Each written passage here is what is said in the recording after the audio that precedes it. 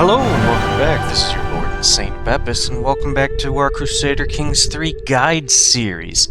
Now, I was having a little bit of a debate with myself earlier, before I was recording this, because I remember I said in the last episode I would check about genetics. Well, I don't really think that's entirely going to happen right now. I need to get a lot of stuff prepared for it. And I just really haven't had the time recently to actually get all that prepared. So we're going to take a small detour and talk about the character creator. Because if you've played this game for any amount of time, you've had the urge to create either yourself or another character in this game and play a little bit as them. And we did that for both of our playthroughs in Crusader Kings previously. We used a created character made by myself. Now, how you go about doing a created character is you go, first things first, you go to the main menu, new game, select your date. We'll just do 867 for reasons. And once it finishes loading, character creator will pop up. Or the map will pop up, and this is where you get to the create your own character. So what you do is you first pick a place you want to play in, or what land you want to start out with, or where you want your adventurer camp to be, or your own noble family if you're playing in an administrative realm.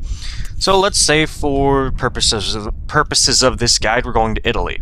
Now you could play as the king, or as a king tier vassal. If you create your own ruler, you will replace whoever this character is. Or you could go further down, like for here, you can replace this character. Well, he's theocratic, so you can't do that. You can replace this character, but it doesn't really matter. You just pick somebody you want to place, create your own ruler.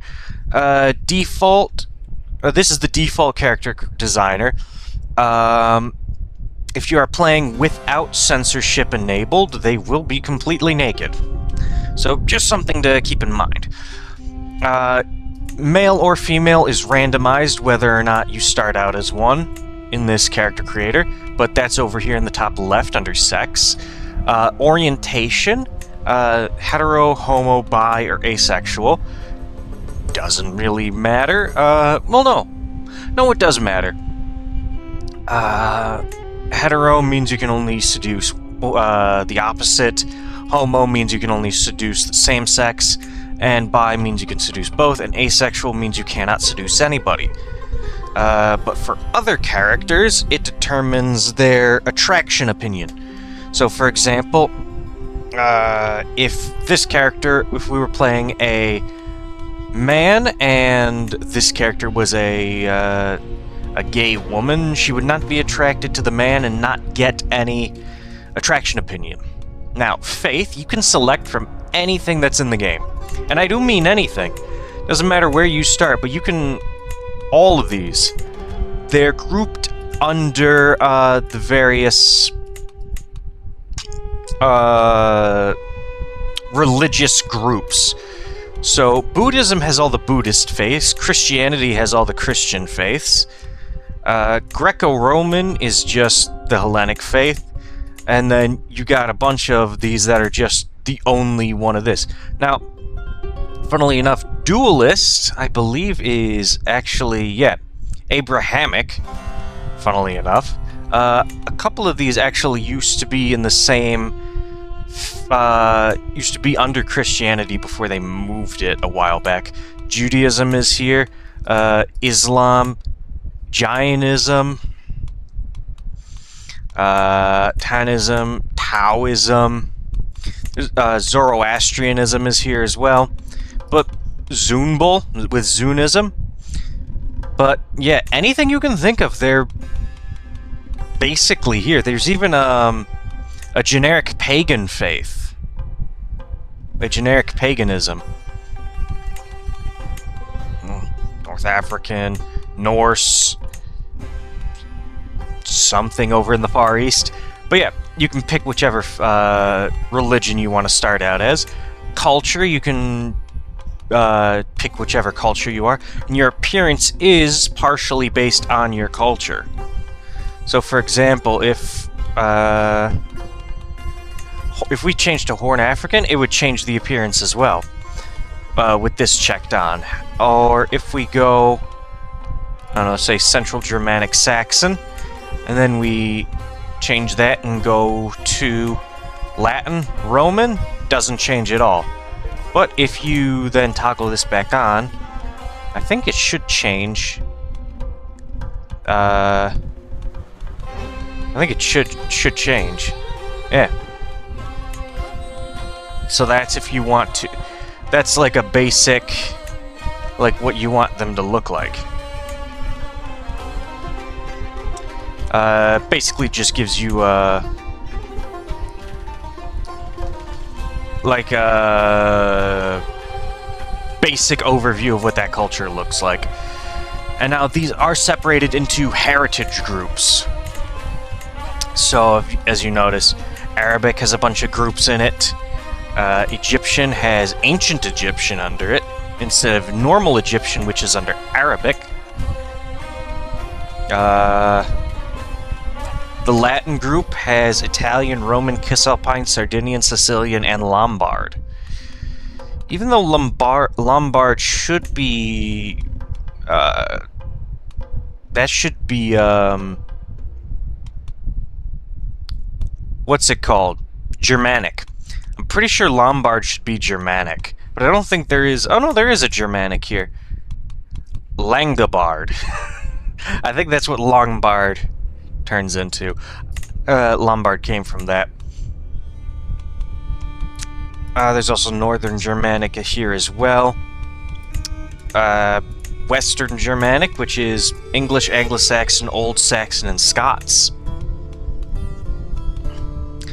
Your dynasty crest is this. You can change it to whatever you feel like. Put in your own little motto. If you don't put in a motto, a random one will be made. And you can, with your little design, you can change it however you want. With all these emblems and all these different bonus things you can do. Or you could start from scratch and it'll give you this generic looking one. Pick a layout. Emblems for the layout. I know, usually animal's a good choice. Well, it's Rome, so you gotta... It is Italy. I said Rome. An eagle would make most sense. Yeah. Something like that. And then you can change the colors of the stuff over here. And this, then you can do, like... basically anything you want to modify. You can even change the pattern on the background. And then Kingdom of Italy, you can change the coat of arms and the color, and the map color as well.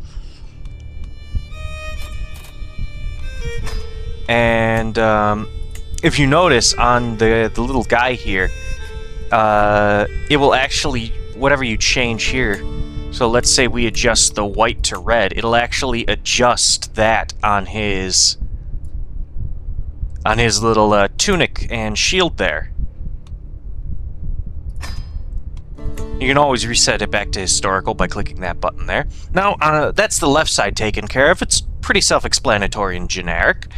In the middle, you have a change appearance. This is where you can actually go into detail and change the appearance. Ethnicities up here, sex here, anatomy. You can change the anatomy however you want. Like, I don't know, go hairstyle. You can change the color of it. Can't do it really by dragging, more like by clicking. And you can change it all in here as well. But this is where you start to get into genetics. Like, this stuff right here is genetic. This right here is genetic. Hairstyle is randomly assigned, basically. Like, yeah. There's a bunch of different, like, ones. The ones marked with the little symbol in front of them, those are from DLCs. The ones down here are the ones that are not in DLC. These ones everybody has access to. All of this stuff here under each one of these, all of it is genetic. So no matter what you pick here, I don't know, you put like red eyes or something, or like that, that's genetic. There's a chance that that gets inherited later on down the line. The same thing with all, like, same thing with this too.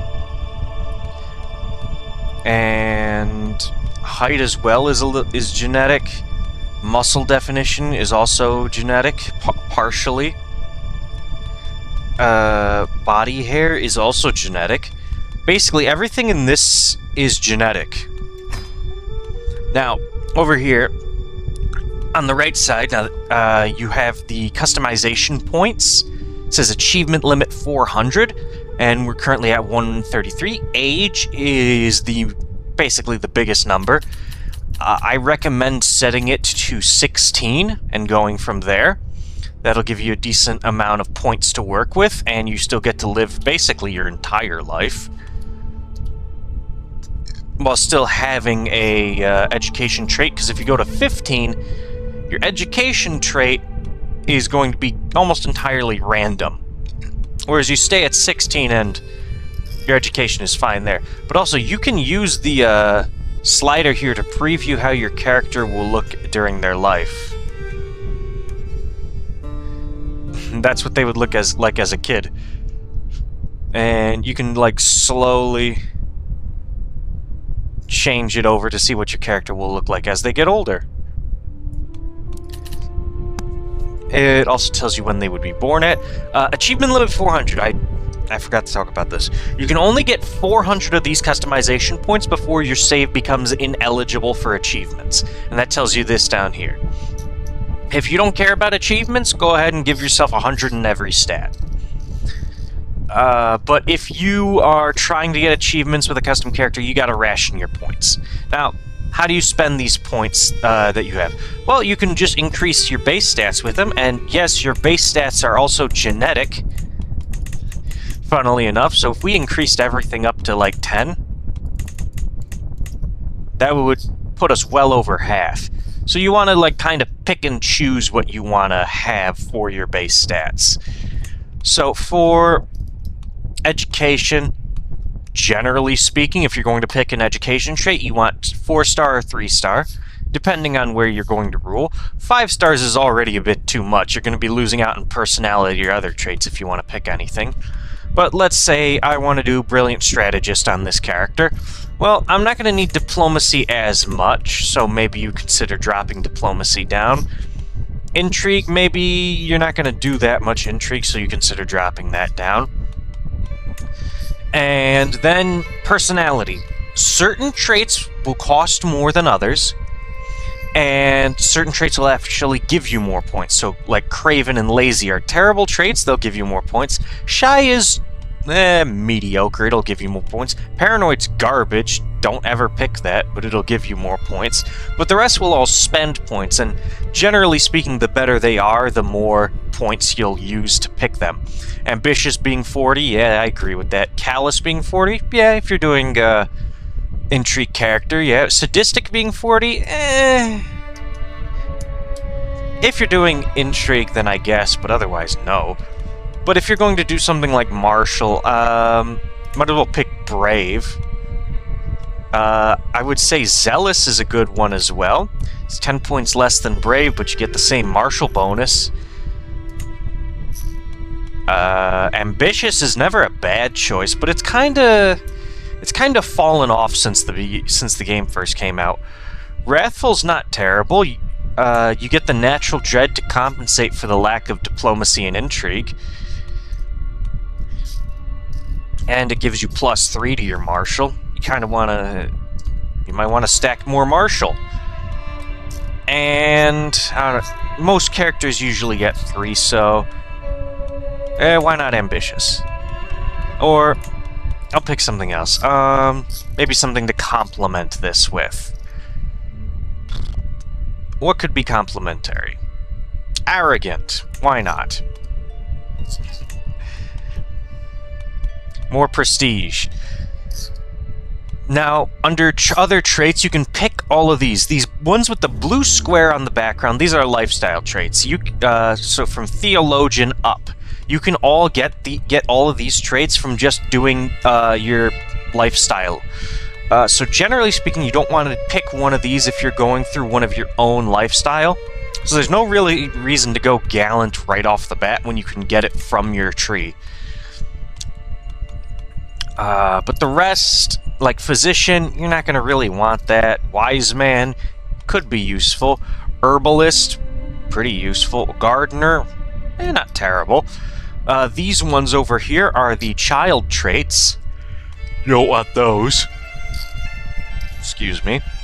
These red circle ones, these are the stress reduction traits. These are the bad stress reduction ones. These actually give you points. A bunch of them do. I don't know why Profligate takes away points when it is very bad. Reduces your entire monthly income from all sources by 10%. It's really bad. These green ones I would recommend against getting, because there's a pretty decent chance you can actually get some of them depending on your actual personality traits and your lifestyle. These ones with the red heart in the background are diseases.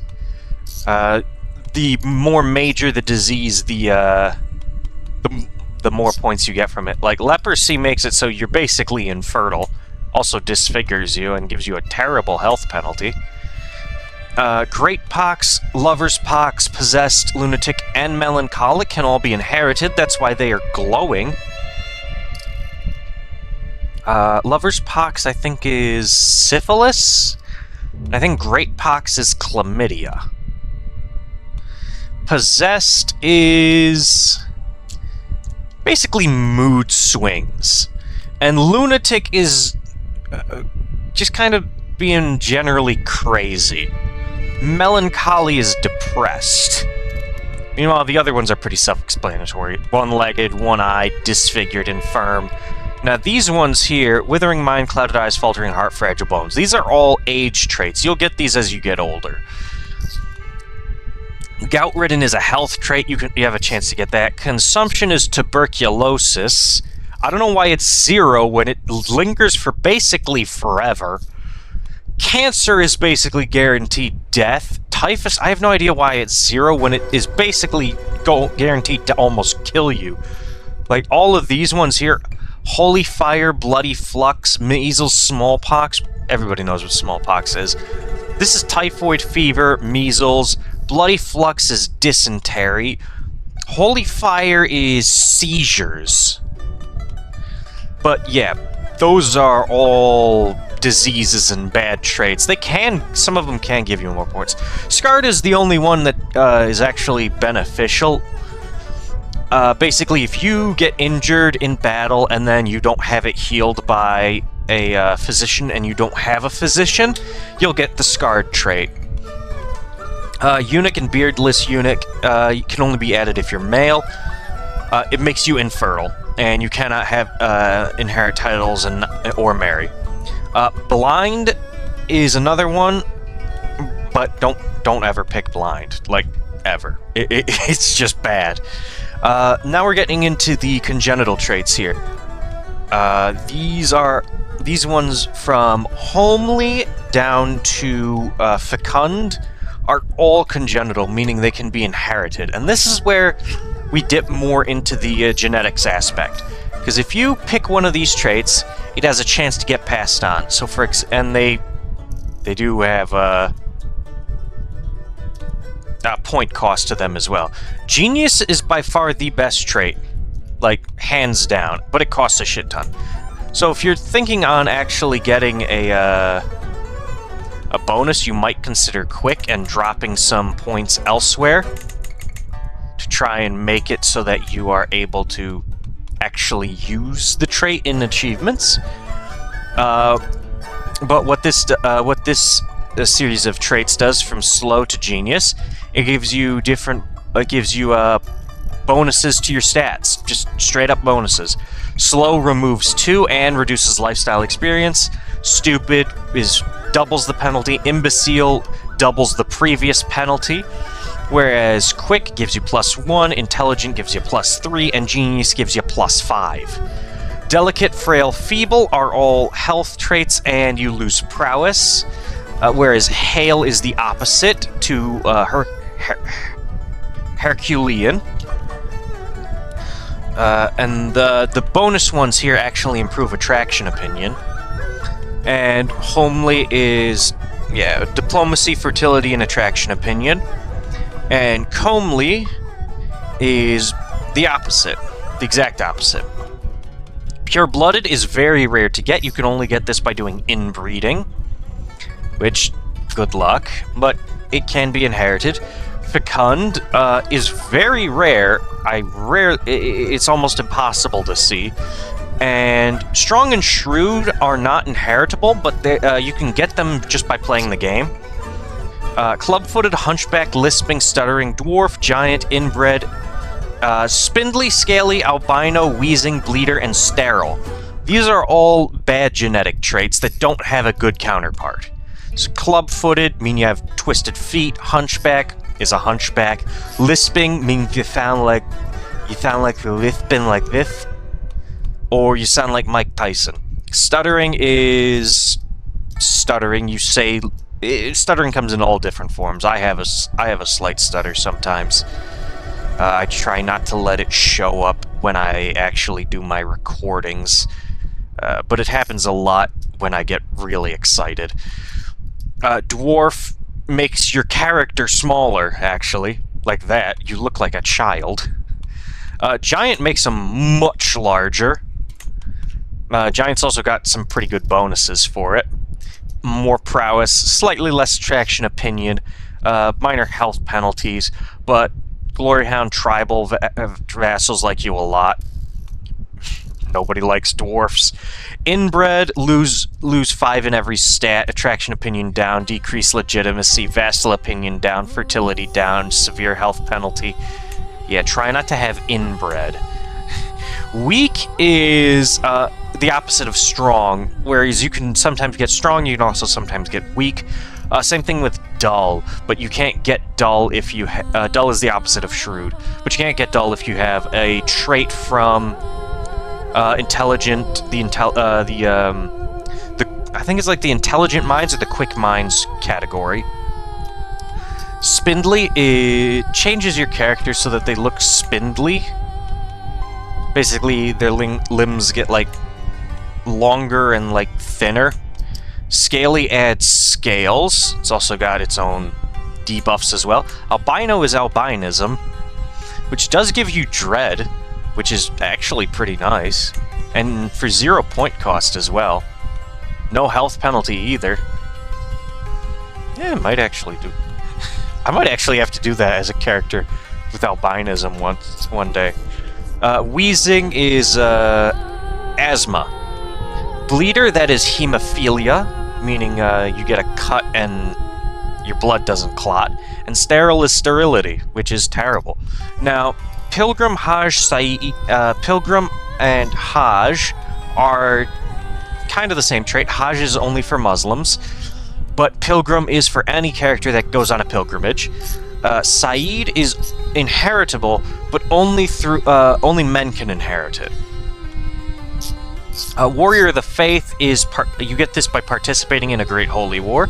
It has different flavors for each religious group. Christians get the Crusader trait. Muslims get the Jihad trait. It's the same thing. It just has a different icon and it looks different. And tribals get this one. Berserker, that is a trait that you can only get in Scandinavia. Same with Shield Maiden. Shield Maiden's a cultural trait. You can get that through a cultural cultural pillar.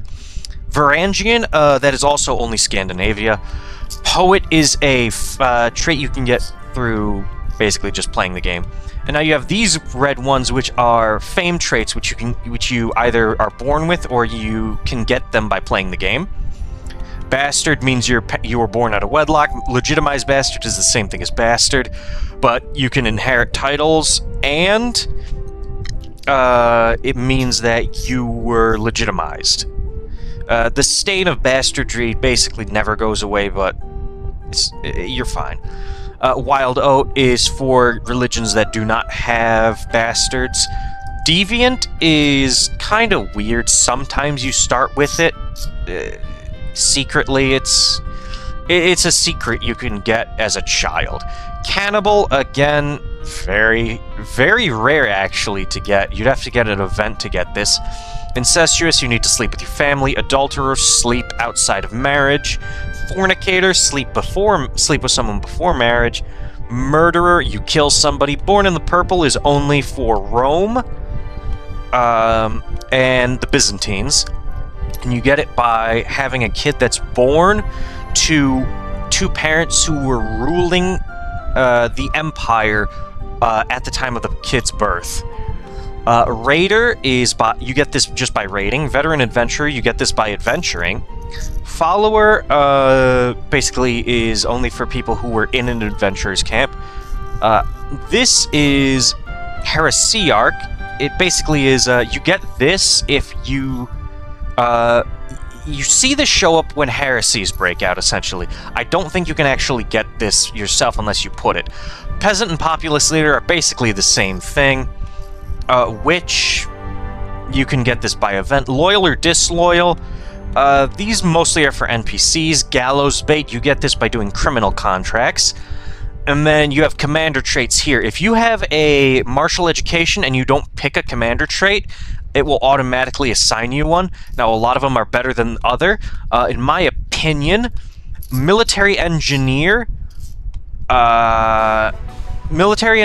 Flexible Leader, Faithful Blade, and Logistician are the best ones. But that's only my opinion. Organizer, I would put as just a step below. And with all the terrain traits are fine, but I'd say Pillager, Reckless, Cautious Leader are all bad. You don't want them. And if you get a terrain trait, make sure it's for terrain you're fighting in. So if, like, this character is going to be in Italy, you would rough terrain expert for hills and mountains is good, or open terrain expert for plains and farmlands, because there's a decent amount of plains in Italy, and there's a decent amount of hills in Italy. But you want the trait for where you're going to be fighting in. Forest Fighter, it's decent if you're in England, but it's a lot more situational. Desert Warrior, amazing if you're playing in North Africa or the Middle East. Like, definitely get it. Aggressive Attacker and Defender Forder are all mediocre at best. They're just there. Holy Monarch, you get this if you choose to play as a character who was given given a Kingdom tier title in a crusade. Hastiluder is, you get this by hosting and participating in tournaments. Traveler, you get that by traveling. Governor, you get that by governing in administrative. Knight Errant, that is adventurer only. Immortal, you cannot get this in game. You have to put it here, and it will not let you get achievements whatsoever. It adds, 10,000 points. And your long range bonus actually goes down, meaning people will actually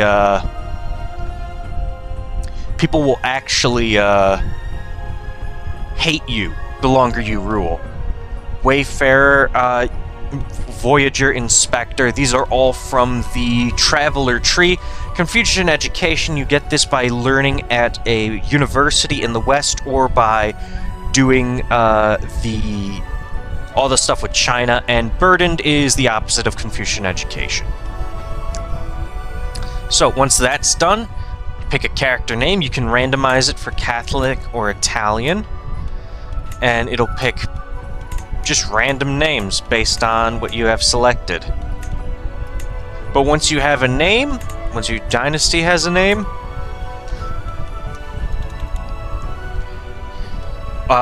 then you can click the finalize button. It'll finalize your character, put them right here, give you the title, give you all the stuff. Game rules, you can enable Iron Man if you like, and once you start, you'll get your bonuses, and the character you replaced will become an adventurer.